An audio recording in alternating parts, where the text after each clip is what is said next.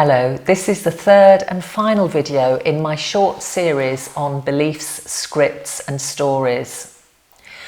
If you've listened to the first two videos, then you will firstly have identified your self-limiting beliefs, scripts or stories, particularly those that reduce your effectiveness as a leader. You'll also have become familiar and have noticed in what situations or with what people these beliefs kick in and what your action or inaction then occurs as a result. You'll also have thought about the origin of the beliefs, where they come from, because of course they all come from somewhere.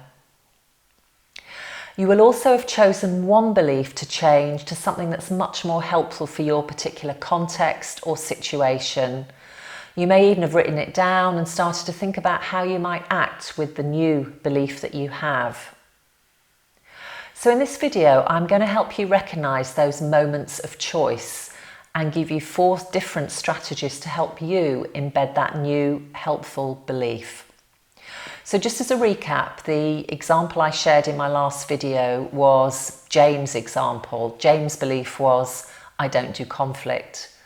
She shifted that belief, we sometimes call it reframing, and she said, as a manager, it is actually my responsibility to give each of my team members honest feedback about how they can improve their performance and to find out what might be getting in the way of their peak performance.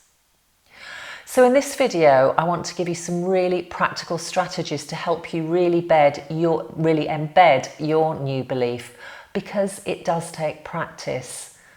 It means being intentional, and we're human, so it's easy to default to the old belief, particularly at those moments when we're feeling under pressure.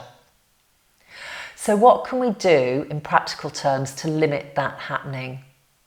The first thing is to recognise, as I said earlier, what I call that moment of choice. The moment when you can choose to behave with the belief that I don't do conflict, that default position, or to behave with that new belief. The simplest strategy I know is simply to say nothing. To breathe in and breathe out. Think about how you might respond with the old default belief in mind or the new. Time buys you choice, and it really is just a few seconds. Here's another one. Choose a mantra that works for you, a word or phrase that will help you respond with your new belief. Channel someone you admire. One of my clients wanted to feel more empowered and channeled Bodicea. When I'm feeling under threat, I channel my inner Amazonian. It makes me taller, it makes me stronger, and it makes me braver. Another client of mine has a CEO who's brilliant at managing difficult conversations. So he says to himself, what would Steve, my CEO, do in this situation? And he then responds accordingly. Another option is to write down some useful phrases or words or even questions that you can pull out when you feel under threat.